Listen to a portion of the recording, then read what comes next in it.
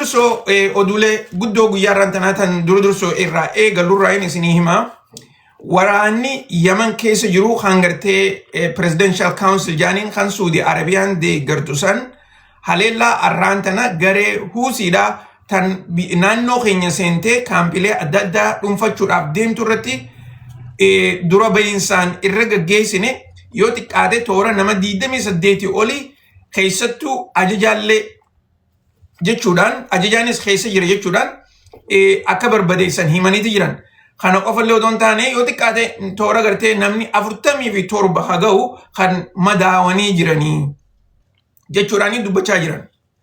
Dhugatti lolli biyyoottan takkaa gartee gareelee lameen tani jidduutti haalaan jabaatee itti fufaa jira. Warri tokko tokko akeechaa jiranitti mootummaan Saudi Arabiyaadhaa IFCtiif waraana isaanii naannoo gara Huuziin jirtu kana odoon neene warra gartee biyya Yemen tana keessa jiru isaanuma lameen ifi wallachiisuu irratti gartee horiidhaa fi meeshaa ergaafee jirti. Tanaafuu lolli jabaan gartee garee Huuziitii fi garee warra presidential council jaaniin kan gidduutti gaggeeffamuudhaaf ta'aa jaaniiti odeessaa jiran. Akkuma gartee seenaatti jarri lameen kun amma duras wal lolaatuma turanii lolli isaanii kun gartee haala jabaarraa xiqqeenyatti gartee gaddeebi'ee lola kana gartee hoggumaa rakkoon jirtu qofa wal haleeluu irratti deebi'aniiti jiran. Dubagaa ammaan tana eega gartee mootummaan Saudi Arabiyaadhaa biyya isaanii warra gartee naannoo Huuziidhaa kana haleelte booda isaanis gara lolaa deebi'uu isaaniitii fi garee tanaa wajjinis haaretti gartee wal loluu isaanii ibsaati jiranii jechuudha. Gara kaaniin garee warreen Huuziidhaa kuni doonii takka guyyaarraan tanaa haleelanii dooniin tuni tan warra Paakistaanii akkasumas sanitti yoo xiqqaattee warreen gartee doonii tanarra hojjetan namni 4 lubbuu isaanii dhabaniiti jiran namni 7 immoo bikka kana bu'anii hin beekamanii jechuudhaani miidiyaaleen gabaasaati jiran. Akkasumas sanitti dooniileen tuni bikki isin haleelamtees Baabul Mandaab dabartee odoo gartee karaa Gulf of Omanitti achi deemtu jaanii gaa odeessaati jiran. Inumaatu gartee isii karaa Pakistan deemaa jirtu haleelamtee jaaniiti gaa odeessaa jiranii. Tanarratti mootummaan Pakistan garasiitiin warri Huuziidhaa doonii isaanii tana haleeluu irratti akka balaaleeffachaa jiran ibsa baasaniiti jiran. Okay?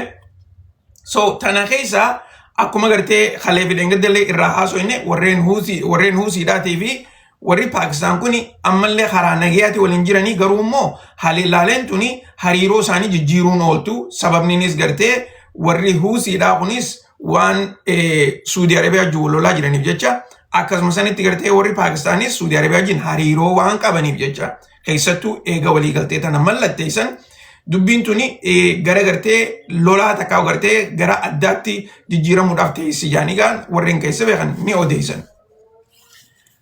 Ittiyaan Suudaan oduun isinii himuudhaaf deemu tan Izreelii mootummaan Izreel guyyaarraan tanaa gara isaaniitiin ibsa garagaraa keessattuu gartee karaa ministeera enerjiitii irraa eegalanii ministeera ittisa biyyaa akkasumas sanitti muummee ministeera Izreelii wajjin hundi isaaniitu miidiyaalee garagaraa irratti haasawa gaggeessaati turan guyyaarraan tanaa. Inumaatu afaan baafatanii wanni isaan jechaa jiran hundi isaaniitu waa'ee naannoo isaaniitii fi akkasumas lola Iraan kanarratti yaada garagaraa dhiyeessaniiti jiranii sanirraa gartee waan takka isiniif hima. Durarratti mootummaan Izreel akka jechaa jirtutti waraanni keenya Libanaan keessaa hin bahu, Siiriyaa keessaas hin bahu akkasumas Gaazaa keessaas bahuudhaaf hin taa'uu jaaniiti dubbachaa jiran. Kanarratti gaa qaceellotti quba qabdanii torbaanuma dabre kana pirezidaantiin Ameerikaadhaa dubbii takka gartee ceasefire fi agreementii Gaazaadhaa tana mallatteessuu isaaniitii fi gara hojiidhaatti gartee hiikuudhaaf akka hojjechaa jiran dubbateetu ture. Garuu mootummaan Izreel tuni guyyaa 2 odoon geenye waliigalteen tuni fudhataman qabdu jechuudhaan balleessaniiti jiran. Inumaatu gaa arraan tana wanni isaan jechaa jiran waraanni isaanii kuni naannoo tana keessaa hin bahu jechuun isaanii dhugumatti gartee waan Ameerikaan godhaa jirtu keessattuu naannoo Gaazaa kanarrattii fi lola Iraan kanarratti dura dhaabbannaa isaanii garsiisaati jiran. Akkasumas sanitti waliigalteen Ameerikaa fi warri Iraan tunis akka gartee karaa hojiitti hin jijjiiramne gufuu guddoodha tahaa jiranii jaaniiti warreen keessa beekan itti daanii dubbachaa jiran. Dubagaa kana ilaalchisee inumaatu gartee ministertichi waa'ee enerjii kan naannoo kan Israel akka reefuun tana jechaa jirutti mootummaan isaanii tun Ameerikaa fi warri Iraanis akka walii hin galle akka lola hin dhaabne irratti akka hojjechaa jiran ifatti dubbachaa ture jechuudha. Keessattuu qabxiileen inni kaase nuti Ameerikaadhaa fi warri Iraan akka walii galan hin barbaannu. Inumaatu yoo dandeenye waliigaltee isaanii tana jeequudha. Yoo gartee waliigalteen tuni kan jeeqamtu taate nutis Ameerikaanis yeroo barbaannetti warra Iraan kana haleeluu ni dandeenya jechuudhaani yaada isaa ifatti dubbatee jira. Kana keessatti gartee hojii guddoon takka mootummaa Iraan tana akka isaan ikoonomiidhaanis hin jabaanne, gaazaas hin gurguranne, sammuu lolaa keessas akka hin baane isaan godhuudha. Kana hogguu goonu isaan kuni karaa gartee meeshaalee waraanaatii fi biyya isaanii ijaaruu irratti hin xiyyeeffatan jechuudhaani dubbachaa jira isiniin jechuudhaaf. Dubagaa itti aansuudhaan ministertichi kan waraana ittisa biyyaa kan Israel akka jechaa jirutti mootummaan isaanii yeroo tanatti gartee biyyoottan garagaraa keessattuu biyyattii akka Tarkiifaan diina keenya waan taateef jecha Tarkiinis harka guddaa Siiriyaa keessaa waan qabduuf jecha nuti waraana keenya Siiriyaa keessaa deebisuuf hin teenyu jechuudhaan dubbateeti jira. Kana qofallee odoon taane biyyoonni akka Paakistaanii fi Suudi Arabiyaan waliigaltee isaan dhiyoo tana godhan tuni Izraeliif tan xiyyeeffatte. Inumaatu gartee nuti wanni san akka diigamtu irratti hojjechaati turre. Yeroo gabaabduu keessatti duraan Ijiptilleen waliigalteen san keessatti hirmaachuu turre ture. Waan nuti dhiibbaa irra gooneef jecha Izraelis akka achirratti hin hirmaanne akka Ijipt akka gartee walgahii san irratti hirmaattee itti mallatteessine gooneeti jirra jechuudhaani dubbatee jira. Tanagaa amma dura isinii himeetiin ture biyyoottan afran kun Tarkiidhaa fi Suudi Arabiyaa, Paakistaanii fi Ijipt waliigaltee tana karaa ministeera haajaa alaatiin gaggeessaa turaniin isiniin jedhe.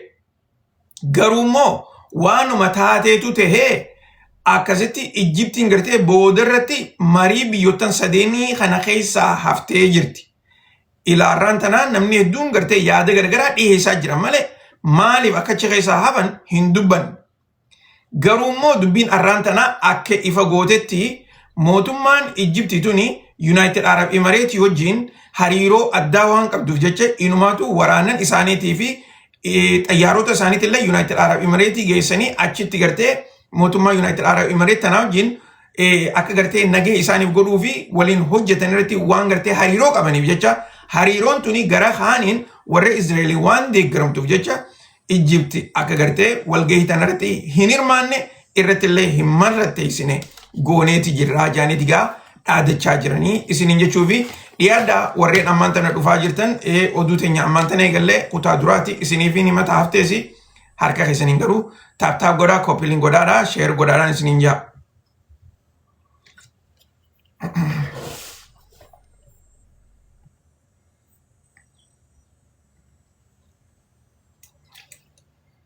Kisee keessattuu guyyaa kaleedhaa mana keessattillee xumura irratti gartee hogguu gaafii fi deebii godhaa turreessan hariiroon Paakistaanii fi Siiriyaa gidduu Paakistaanii fi Iraan gidduu jirtu hariiroo haalaan jajjabduudhaati jee isinii himeetiin jira. Hariiroon tuni lola gartee amma jiddu galeessa bahaa keessatti deemaa jiru kana yoo fakkeenyaaf Iraanilleen Suudi Arabiyaa haaleeltu taate hariiroon Paakistaanii fi Iraan gidduu jirtu tuni haalaan jajjabduu waan taateef jijjiiramuudhaaf hin teessu jechuudhaan isinii himeetiin ture. Akkasuma sanitti humnoottan addunyaarra jiran gurguddaan kabiraa gartee isaan kana booda akka jiran irraa haasofneetu ture. Kana wajjin arraan tana mootummaan Iraan gara isaaniitiin akka jechaa jiranitti inumaatu gartee ministeera biyya keessaa kan Paakistaanii wajjin marii gaggeessaniiti turan guyyaa kaleedhaa. Arra garuu immoo itti gaafatamaa nageenya biyyattiidhaa kan gartee maqaan isaa Raazaafi Kajaanii kan gartee guyyaa kaleedhaa waa'ee isaatirraa fi haalata gartee ammaan tana inni irratti hojjechaa jirurraa isinii himesanii wajjin arrantana ministertichi biyya keessa kan Pakistan marii waliin godhaniiti jiran. Kanarratti hariiroon biyyoottan lachuutu akka malee akka waliin jabaatanii itti fufan inumaatu gartee hariiroon isaanii hariiroo arrantanaa qofa odoo hin taane hariiroo ollaa qofa odoo hin taane hariiroo rakkoo addunyaa tana keessa achi baatee biyyoottiin lachuutu akka obboleeyyanitti akka biyyoottan islaamaatti waliin hojjetan irratti cimanii akka gartee wal deeggaran jechuudhaan dubbataniiti jiran. Kun egaa hedduu qabxii jajjabduudha. Keessattuu mootummaan Pakistan yeroo ammaan tanaatti rakkoo hedduudha qabdi. Rakkoon isiin ammaan tana harkaa qabdu tuni rakkoo gartee akka Pakistan akka gartee Iiraanillee cinaa dhaabbattu qofa odoo hin taane inumaatu gartee gargaarsa addaa akka gootuu barbaadan. Maaliif biyyoottan ollaa kun hundinuu proxy jaaniin gartee humnootan garagaraatu jira. Humnootan biyya takka keessa teessee biyya biraa dha'uu dandeessu. Takka ammoo waraannan gartee biyyootan silaa gartee diina biyya isaaniitiin taatee biyya biraa keessa jirtu jechuudha. Akkuma keenyaatti ni beektanii gaafa keenyaaf TPLF gartee Eertiraa wajjin akkanatti gartee walitti dhiyaatanii garuu mootummaa federaalaa haleeluu barbaadan jechuudha. Pakistan keessaas warruma akkasiitu jira. Garuu Afgaanistaan keessa fa'aa jiran akkasuma sanitti gartee Pakistan keessaas ni jiran. Jarreen kanas akkaataa gartee itti firraa dhoorkan gara kaaniin Hindiitu jira. Hindiin tunis Pakistaanii hojii diina. Jarreen kunis gartee akkamitti gartee akka fuuldura keessa rakkoo ittiin ta'an. Saniifuu mootummaan Pakistan tuni akkanumatti gartee harka Iiraan kana darbuu hin dandeessu. Tana gartee akkasitti quba qabaadhaadha. Maaliif rakkoo guddoon takka Pakistan Indiyaadhaa fi Iiraan jidduu rakkoodhaatu jira. Rakkoo san gartee amma fuulduratti as baanii irraan dubbatan malee strategically jarri lachuutu waliin barbaadan. Saniifuu gartee waa hedduudhaatu jira isiniin jechuudhaafi. Tana qofallee odoo hin taane mootummaan Iiraan guyyaa irraan tana keessattuu gartee karaa ministeera baankiidhaatii fi faayinaansiidhaatiin takka gartee gavarnariticha baankiilee Iiraan bulchuun akka gartee warra BRICS faayinaansii jedhanii gartee baankii warra BRICSitti ida'aman labsii addaa baasuu isaanii miidiyaaleen gabaasaati jiran. Kana akka godhaniifis Iiraan duraanis gartee BRICS keessa waan jirtuuf jecha inumaatu gartee hariiroo addaa warra BRICSii kana wajjin development baankii tan gartee warreen BRICSii kun ijaaratan warri Iiraan kun deeggarsa gartee baankii sanii ta'uun isaanii inumaatu gartee hariiroon biyyoottan kun waliin qaban akka malee akka jabaatu jechuudha. Yaaniiti odeessaa jiraniin isiniin jechuu barbaada. Dhiiroo na dhagayaa jirtanii warri mana keessa jirtan cal jettanii jirtan.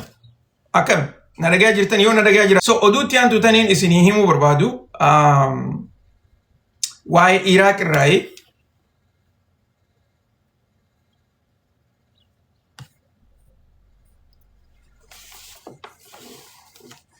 akkuma yaadatanitti torbaan sadii kana dura gartee yeroo Prime Ministertichi Iraaq Ameerikaa dhufe marii pirezidantii Ameerikaatti hojii godhe irratti pirezidantiin Ameerikaadha waa hedduu gartee akka mootummaan Iraaq tuni jijjiiruu qabdu irratti waliigaltee godhanii jiranii jeetiin isinii himaa ture.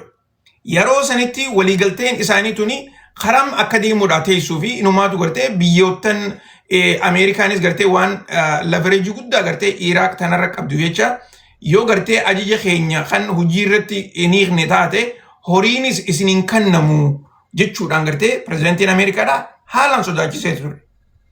Dubagaa Prime Ministertichi Iraaq eega gartee biyyatti ichi garagalee booda naannoo ollaasaa kana hundaa wajjin gartee marii adda addaa gaggeessuudhaan akkasumas sanitti warra gartee Iiraanii wajjinis marii gaggeessee keessattuu waa'ee gartee jara PMF jaaniin Popular Mobilization Force jaanii gartee dhaabbata waraanaa kan warra Iiraan deeggaruutu biyya isaanii keessa jira. Dhaabbanni waraanaa kuni waraana Iraaq qabdurra jabaadha. Waraana gartee meeshaa waraanaatiif waa hunda qabu waraana baajjanni mootummaadhaa gartee isaaniif bahu jara kana gartee diiguu qabnaa takka gartee waraana biyyattitti haa galanii takka ammoo qawwee isaanii lafa kaa'anii akka gartee nagayaatti haa jiraatan jechuudhaani haasoo gartee marii tana mootummaa Iiraan wajjin illee maratee ture.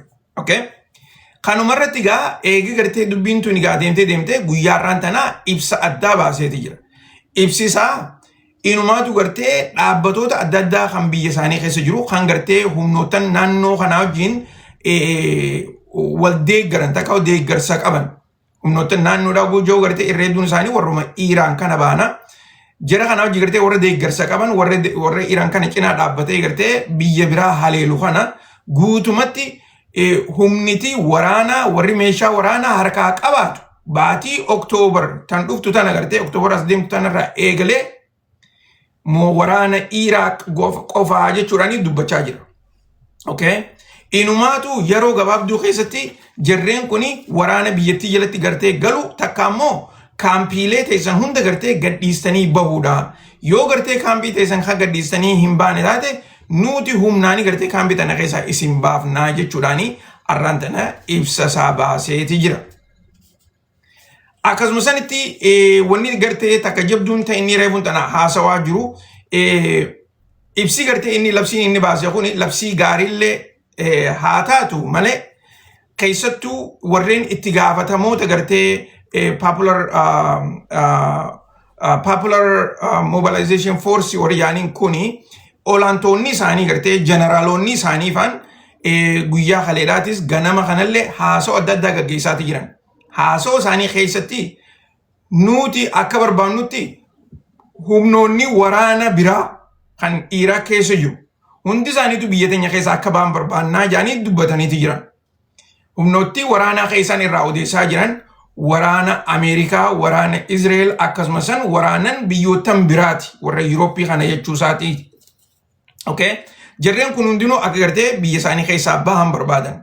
Takka sanii lamada hulii booda gaaza keenya nuti ifiif gurgurachuu qabnaa jechuudhaani odeeffachaa jiran. Akka gartee amma duraatti gaazni keenya biyya teenya irraa bahee gurguramee Ameerikaan horii keenya fudhattee horii keenya irraa akka gartee qicaqeetti nuu kafaltu hin barbaannu. Okay? Jechuudhaani odeessaa jira jechuudha. So tunis gartee waan ajaa'ibaati. Rakkoon tuni rakkoo gartee yeroo gabaabduu keessatti furamtuu miti. Inumaatu gartee rakkoo mootummaa Ameerikaa dura warri dhaabbate keessattuu gartee biyya kalallaaftuu akka Iraaq tana keessatti faa jarreen kun yeroo hedduu takka aangoorraa kaan takka ammoo haaluman taaniini du'anii saniifuu gartee wanni tuni waan gartee dhugatti qaccalotti gartee hordofamtu jechuudha. Keessattuu yoo lolli Iraan kuni fi Ameerikaadha kan jabaatee itti fufu taate. Okay? So san akkasitti quba qabaadhaadha. Itti aansuudhaan wanni gartee guddoon dagataniin isiniimu tan Iraanii fi Ameerikaa jidduutti guyyaarraan tanaa gaggeeffamaa jirtu tan. Qalbiidhaan dhageeffadhaadha guyyaarraan tanaa pirezidaantiin Ameerikaadha Donald Trump. Miidiyaaleen gartee waa'ee isaa oduun gartee guyyaa kaleedhaa isiniime ta'inni gartee biyya Tarkiidhatti xayyaara Air Force One irraa bahee akkasitti gartee kaargoo makiinaa gartee nyaataa keessa seenee xayyaara biraatiin gara Ingiliz tadeeme san ilaalchisee miidiyaaleen gaafii fi deebii gartee waliin godhaniiti turanii san irratti pirezidaantichi gartee akka jeetti ani waanuma gartee secret serviceedhaa fi akkasumas waraanii naanjuu jalaan deema isaaniititu lubbuu teetiif sodaadha xayyaara kanan korinii xayyaara biraatiin deemte jaanii nagaggeesse saniifuu waanuma isaan naan jaan san godhuutu narra ture yeroo saniifi garuu immoo egaa akka deemnetti silaa gartee xayyaarri dhugumatti jabeenya qabu yoo gartee haleellaa taates haleellaan irraa hafuu dandeessu xayyaara Air Force One kana qofaa. Xayyaarriin ani deemeen san inumaatu gartee xayyaara silaa irratti haleelamuullee yookaan haleellaan gartee irra gaggeeffamtu taatellee xayyaara silaa ifii isaatiifuu gartee baduu danda'u takka gubachuu danda'u tokko jechuudhaani haasawee jira. So gaaguu kana jiru gara biraatiin wanni pirezidaantiin jechuun jiru ani warreen gartee xayyaara dhiisee xayyaara biraa horeessan lubbuun isaanii gartee bikka hamtuun seenne takkaa'u xayyaarri san gartee isaanis ni eegaa akka gartee namni haasawaa jirutti inumaatu pirezidaantiin gartee kaabineeta isaatii fi ilmaan isaatii fi warra gartee gaazexeessota isaa hojii deemu san hundaa'u bikka hamtutti gartee dhiisee biraa deeme jaanii akka maqaa biraa gartee isaaf hin baafnee fi akkanatti odeessaa jira. Tani ilaalchisee guyyaarraan tanaa ministeertichi haajaa alaa biyya Iraan Abbaas Argaacheedha haasawu gartee gaafii fi deebii miidiyaa hojii godheeti jira. Inumaa gartee akka inni miidiyaadhaa wajjin yeroo gaafii fi deebii godhu jeetti nuti pirezidaantii Ameerikaadhaa haleeluu nun barbaachisu inumaatu gartee ni haleelle jennee dubbachuu dhiisiti. Yaadaafuu gartee yaadaafuu kara keenya wanni san gartee barbaachisaa taate nutti hin mul'anne. Sila barbaachisaa kataatu taate wanni dubbannuuf takkallee nuu hin jirtu ture jechuudhaani miidiyaadhaaf gaaffii deebiseef jira. Tanaafuu gara wanni inni jechaa jiru haleellaa gartee sila warri Iiraan nurra gaggeessan je'ee pirezidaantiin Ameerikaadhaa dubbachaa jiru tana ifuma isaaniitiif uuman malee tan qabataman lafarra jirtu miti jechuudhaani odeessaa jira isiniin jechuudhaaf. Okay? Akkasitti gartee san quba qabaadhaadha. Itti aansuudhaan pirezidaantiin Ameerikaadhaa waa'ee Hormuz irratti gaaffii gaggaafataniitu turan gaazexeessonni kunum jechuudha. Hogguu kana pirezidaantiin akka gartee inni jechaa turetti waa'ee Hormuz gartee dubbiin tuni dubbii xumuramtee jirtu. Hormuz keenya nuutu harkaa qabaa. Inumaatu yoo nuti banne malee Hormuz ni hin banamu. Tanaafuu gartee mootummaan Iiraan nageewuma gartee waa'ee Hormuz irratti dubbatti malee dubbiin Hormuz xumuramteeti jirti jechuudhaani pirezidaantiin Ameerikaadhaa miidiyaadhaaf deebii godhee jira jechuudha. Okay? Tana ilaalchisee egaa mootummaan gara gartee Raazaa fi takkaa'u gartee gurbaa jeneraalticha warra Iiraan kan waa'ee nageenya irratti gartee guyyaa kaleedhaa shuumame san akka gartee inni miidiyaadhaaf deebii godhetti guyyaa irraan tanaa dhugumatti Hormuz numaa'uu hin banamu tana gartee kaleellee dubbannee jirra amma durallee gartee akka waraanaatti mootummaan teenyas dubbatteeti jirti. Hormuz nuu hin banamu yoo nuti gartee banne malee ammaasis yoo Ameerikaan ulaagaa adda addaa gartee tan nuti lafa keenya tana hojii irratti hiikan malee numaa'uu hin banamu. Garuu Ameerikaan fi warri biraatis gartee Hormuz banamee jira ja'anii dubbachuudhaaf jecha wanni banamu takkallee nuu hin jiru takkaa'u gartee keenya ja'anii dubbachuudhaaf jecha wanni jijjiiramu takkallee nuu hin jirtu jechuudhaan gara isaatiin deebii miidiyaadhaaf godheeti jira.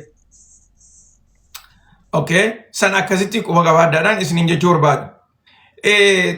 Tana jidduu wanni gartee guddoon takka taniin itti ida'ee isinii mutan gartee waa'ee Iiraan irratti marii guyyaarraan tanaa ministeera biyya keessaa kan Paakistaanii fi akkasumas san Raazaa fi jeneraalticha gartee itti gaafatamaa waa'ee nageenya Iiraan kana jechuu.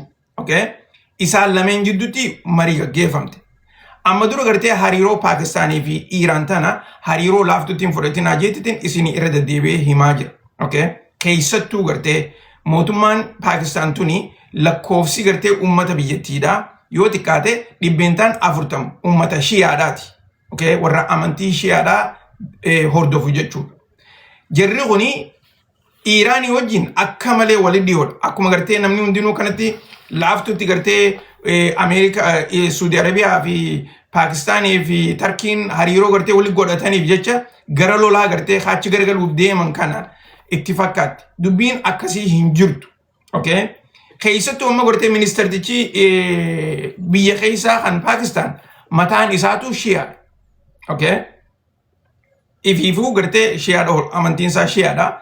Dubagaa amma isaan lachuutu gartee arraan tana marii tana oguu gaggeessan hariiroon Paakistaanii fi Iiraan ta'amma duraa daran akka gartee jabaattu keessattuu yeroo ammaan tana yeroo Iiraan gartee lola keessa jirtu. Inumaa gartee lola keessa jiraachuu qofa otoo hin taane riifoormiin waraanni Iiraan gaggeessaa jiru. Waraanni Iiraan gara isaaniitiin riifoormiin isaan gaggeessaa jiran riifoormii lolaaf qophaa'uudhaati. Okay? Riifoormii ajajni hoguu gadhiifame yeroo gabaabduu keessatti gartee gara lolaa jijjiiru. Okay? San irratti gartee marii gaggeessaa jiran inumaatu gartee hariiroon Paakistaanii fi warra Iiraan gidduudha hariiroo daangaa dabartu jaaniitii odeessaa jiran. Akkana hoguu jaan gartee hariiroo waraanaa, hariiroo daldalaa, hariiroo ollaadhaa akkasumas sanitti gartee hariiroo toora gartee istiraatejik levelitti gartee yeroo gabaabduu keessatti ol ka'uudhaaf deemtu jechuudhaani marii arraan tanaa irratti inumaatu gartee karaa adda addaatiin akka malee akkaataa isaan gartee koo'aapareet godhan akkaataa itti gartee walii galanii waliin hojjetan jechuudha. Tanarratti guyyaa kaleedhaa maaliin isiniin jee mootummaan Paakistaan akka gartee gareeleen adda addaa keessattuu gartee warri Kurdiitii fi warri Iiraan tanan barbaanne Pakistan keessa dabranii akka Iiraan haleelan biyyarraa dhorkaa turtee jeetiin kalee isin hime oduun san kalee dhabaate. Okay? So ammaan tana gartee wanni isaan dubbachaa jiran waan san jajjabeessanii gartee itti fufuu. Okay? So akkasitti gartee quba qabaadhaadha. Yoo gartee ollaa keetii wajjin nagee qabaatte biyya teetillee eeguu dandeessa. Okay? Tana gartee akkasitti hubadhaadhaan isin jechuu barbaada. Itti aansuudhaan oduma tana irratti gartee wanni takkataniin isin himuu. Okay.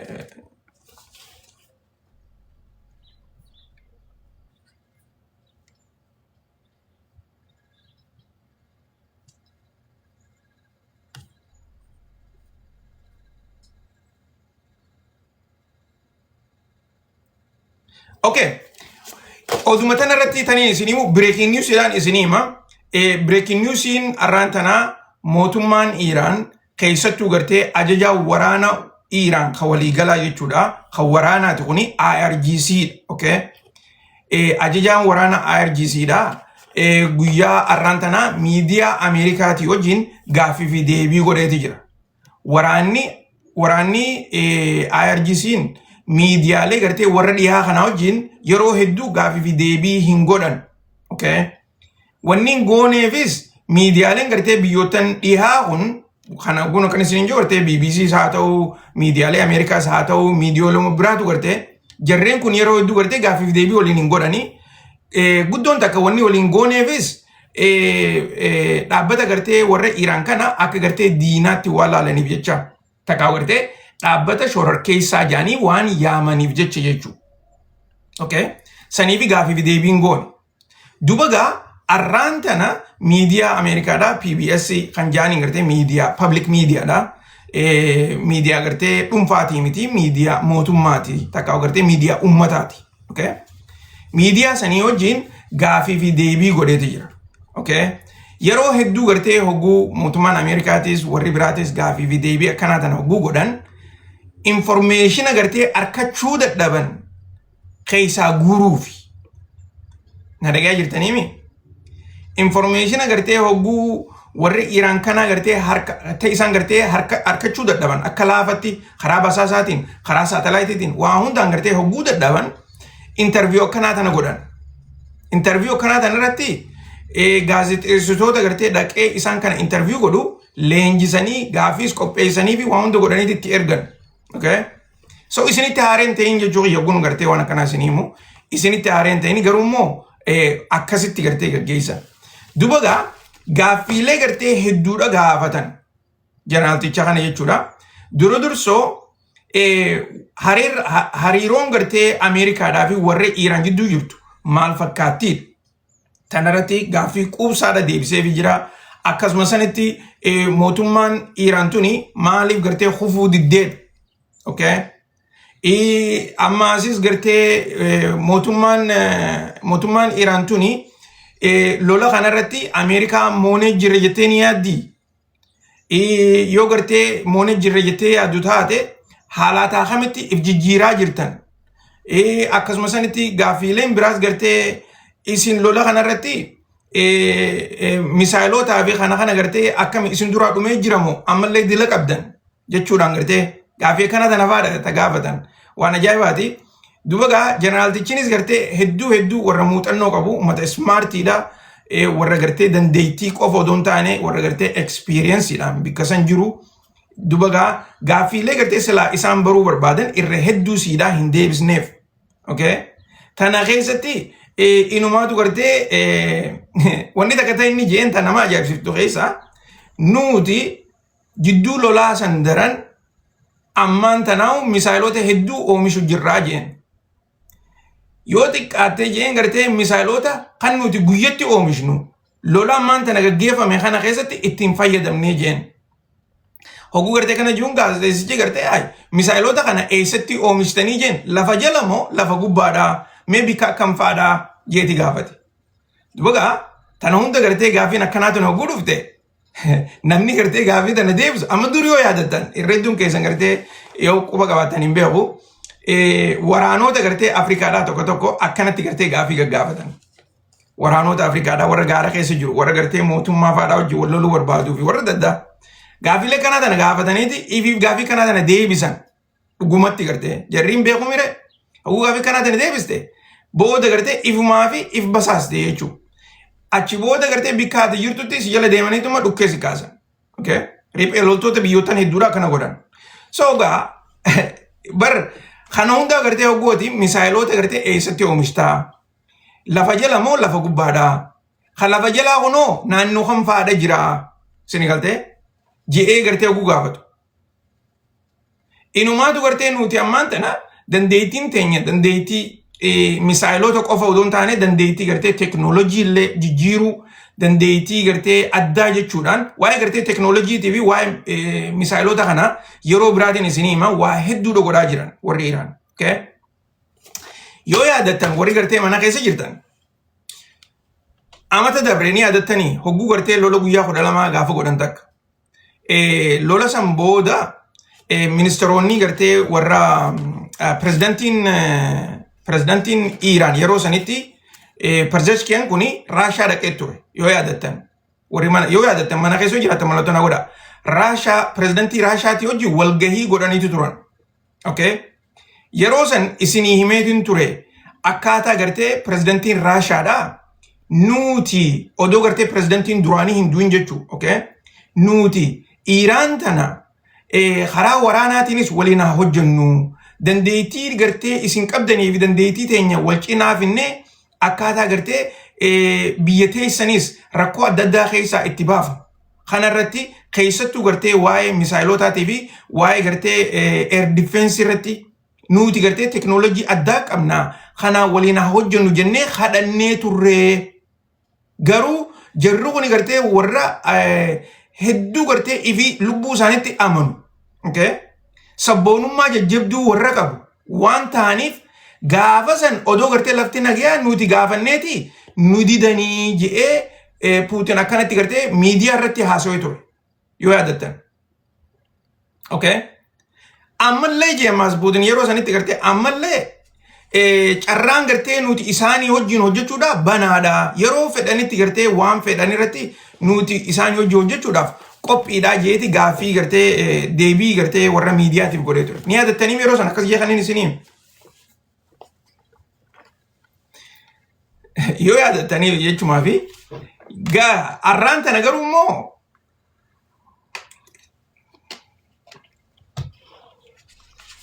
arraan tana garuu loluma gartee ammaan tana deemaa jiru kana keessatti dandeettii addaa akka horachaa jiran ifiifi dubbachaa jiran.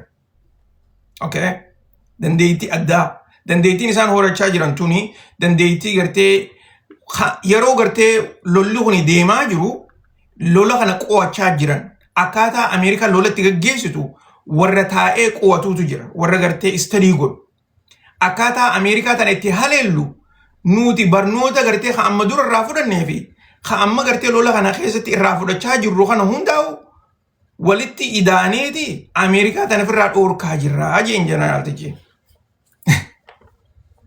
interview ajaa'ibaati dhugaan isiniin jaa. So dubbiin gartee achitti hin dhaabbattu inumaatu gartee ammaan tana teknoolojiilee adda addaa gartee tan waraanni Iraan irratti hojjechaa jiran.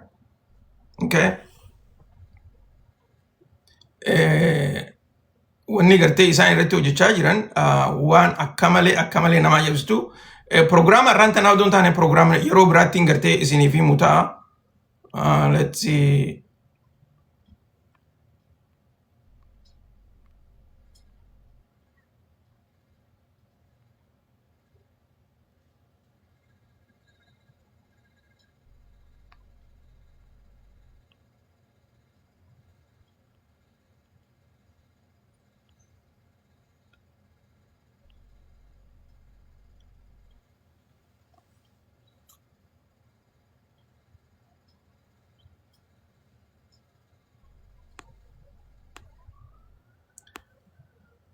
Warri mana keessa jirtan harka isaanii taa'aa godhaan kasu. Laala waan tan duuba laalaadha. Waan gartee saatalaayitiilee adda addaa gartee ta'e isaan ammaan tana irratti hojjechaa jiran. Dubbuma lolaa tana keessa. Dubbuma lolaa tana keessa saatalaayitiilee adda addaa gartee ta'e isaan irratti hojjechaa jiran. san qofallee odoon taane misaayiloota saharee akka tolfachaa jiran. Misaayiloota gartee kan guyyaa tokkotti oomishnu guyyaa tokkotti haleelaan jirru je'eniiti deebii deebiseef. Kan torbaanitti oomishaa jiranii miti beekaa. Waan guyyaa tokkotti oomishnu guyyaa tokkotti fixuu hin dandeenyu lolarratti jechuun jiran. Ammaasis bikii gartee oomishni keenya duraanirra amma jabaatee gartee itti fufuu jira jechuudhaani deebii deebiseefi jira. Okay? So tana yeroo biraa irraa haasofne yeroo biraa gartee pirogiraama biraa irratti irraa haasa'uudhaaf teenya. Tanaatiin gidduu gartee oduma pirezidantii Raashaati irraa haasofnu wanta gartee ajaa'iba irraan tan inni dalagee irraa isinii hima. Akkuma gartee na duuba gartan kanatti warri gartee egaa uummanni egaa Raashaadhaa kuni keessattuu gartee naannoo magaalaa guddittiidhaa Maaskoo takkaa'u Seent Piitersbergii fi kana gartee hogguu jiraatan yeroo takka mootorkeedii isaa gartee makiinaalee isaan deemtu tana karatti inni arkan. Karaa irratti gartee hogguu motoroonni gartee karaa kana cufanii akka malee caan namayyuu gartee egaa makiinaa isaatiif hajaaniiti gartee viidiyoodhaan waraaban. Arraan tana garuu wanni ajaa'iba namatti ta'u makiinaa isaa tana gartee isii karaa irra deemaa jirtu asii gartee uummanni ijoolleen gartee kana dhadhaabbattee gartee waraabdi. Ijoollee dhadhaabbattee waraabdu tana inninis gartee arkeetiti makiinaa dhaabee gabbu'ee ijoollee tana dubbisee footoo wajji ka'ee okay deebi'ee akkasitti gaa makiinaa isaa seenee karaa gartee itti deemaa jiru sanitti kute.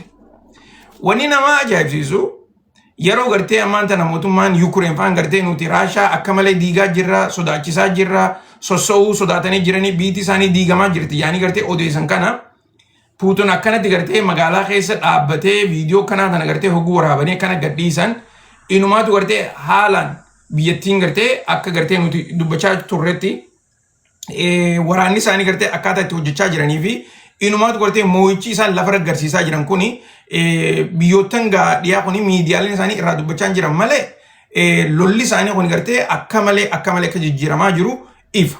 Keessattuu gartee yeroo ammaan tana mootummaan warri dhiyaa kuni misaayiloota gartee adda addaa tana mootummaa Ukraine tanaafis yeroo isaan dabarsanii kan nuti dan kana keessatti Raashaan akka malee gartee isaan kana moo'aa jirti jaaniiti gaa odeessaa jiranii.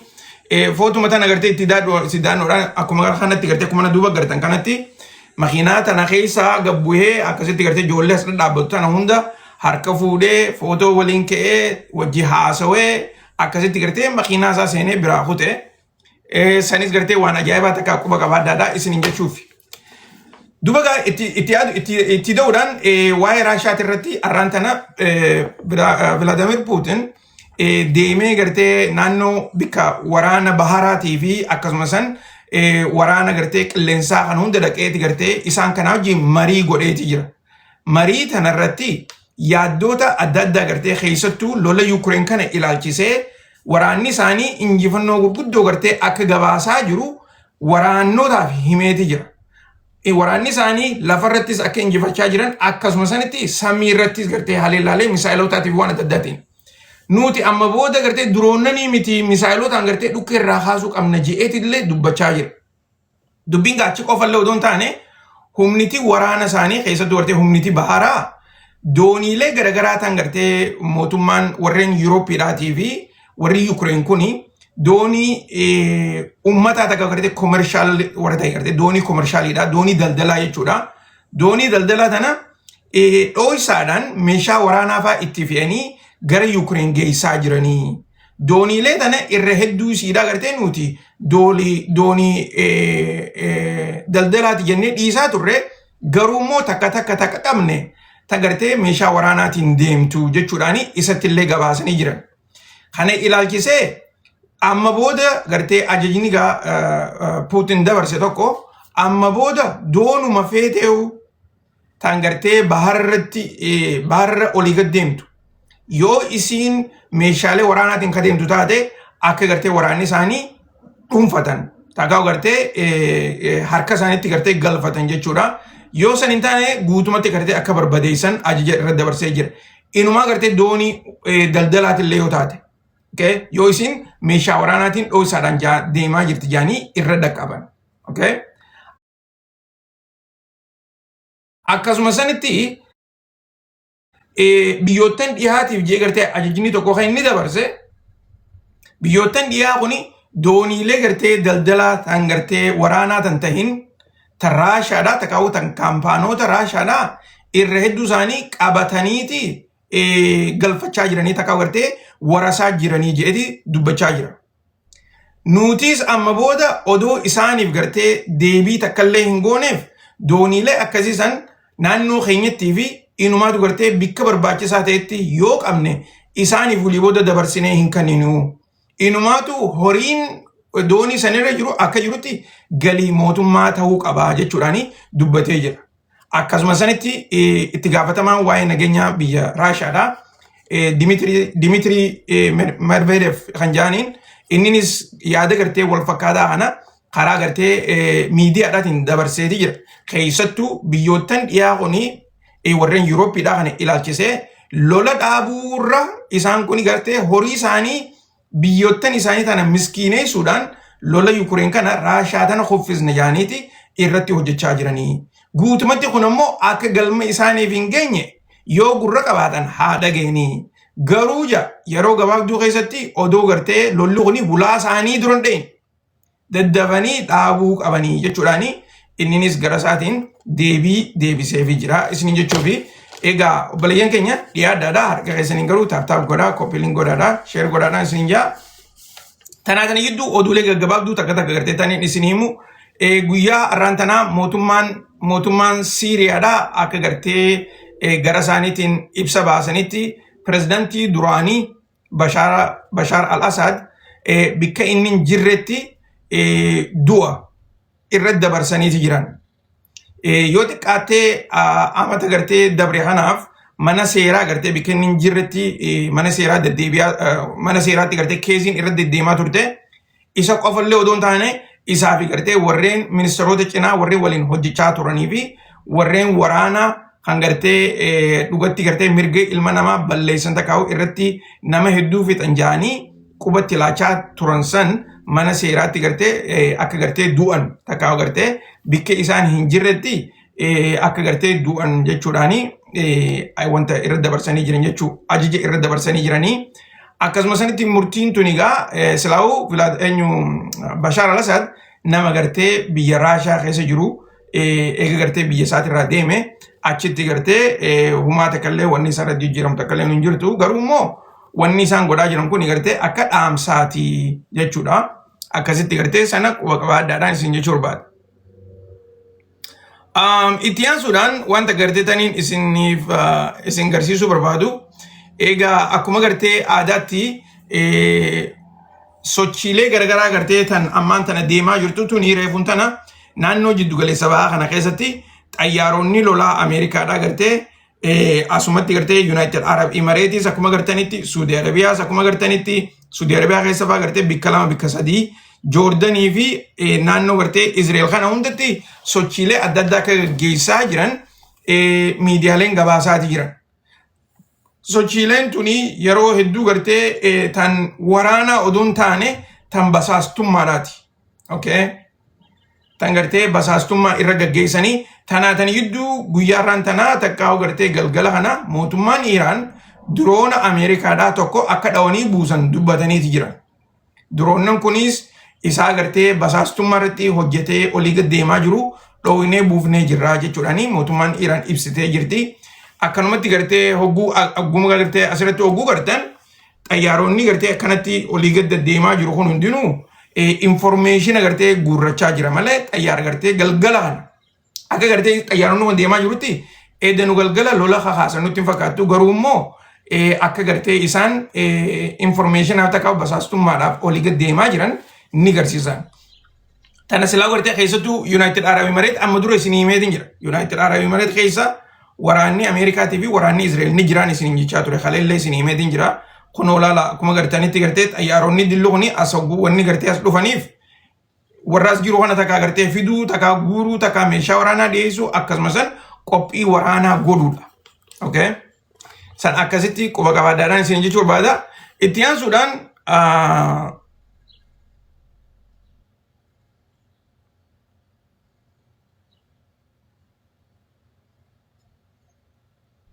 Okay. Tiyan Sudan oduu takka taniin isinimu tuni gartee xumura nuuf haa taatu. Miidiyaan gartee biyya Iiraan warri gartee leegoodhaa san ni addattanii miti warra leegoodhaa muuziqaa fa'aa warra tolchisan tan gartee propagaandaa adda addaa itti gaggeessan guyyaa waa'ee gartee guyyaa kaleedhaa tan pirezidaantii Ameerikaadhaa Trump akkaataa gartee inni xayyaara Air Force One irraa itti bu'ee makiinaa nyaataa keessa gartee itti seenee akkasitti gara gartee xayyaara biraa itti horesan kun olaala akkuma na duuba gartan kanatti isaa gartee tiraaka san keessa taa'ee nyaatichi keessa nyaatu. Daabboo fi gartee wanni adda addaa gartee tiraaka keessa haa jirus godhaniiti inni gartee kun akkanatti ummata gartee xayyaara dhiisee ifii isaatiif lubbuu isaa tanaa jecha tiraaka nyaataa keessa seenee akkasitti gartee karaa xayyaara biraatiin Ameerika galee jechuudhaani qishinaa addaa takka irraa godhaa jiranii. Poolitikaa jechuun akkana laala. Propagaandaa jechuun akkana. Odoo gartee yeroo hin gubne akkanatti gartee hogguu aktiif taatee deebii deebistu. Dhugatti gartee yaada gartee moo'achuun lola gartee namarratti oofuun afaan qawwee qofaa miti. Hogguun isiniin jiru propagaandaan akkanatti deemti jechuudha.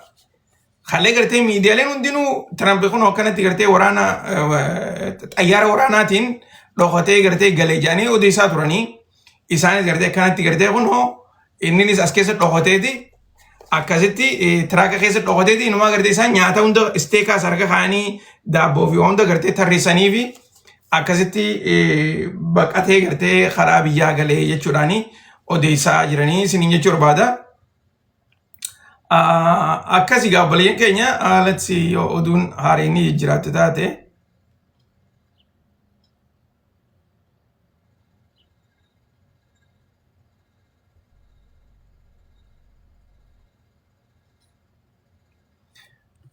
Okay, ammaan tanallee miidiyaaleen gartee warra Iiraan akka jechaa jiranitti oduu gartee pirezidaantiin Ameerikaadhaa Hormuz harka isaaniitti jira. Ameerikaan Hormuz fudhattee jirti jedhanii odeessaa jiran san guutumatti oduu sobaati. Hormuz akka nam tokkollee hin jiru harka waraana Iiraan jira jechuudhaani deebisaa jiranii san gartee amma miidiyaan Almaydiin Hajaaniin miidiyaa warra Suudi Arabiyaati isaanis gartee kanatti deebisaa jiranii. I know.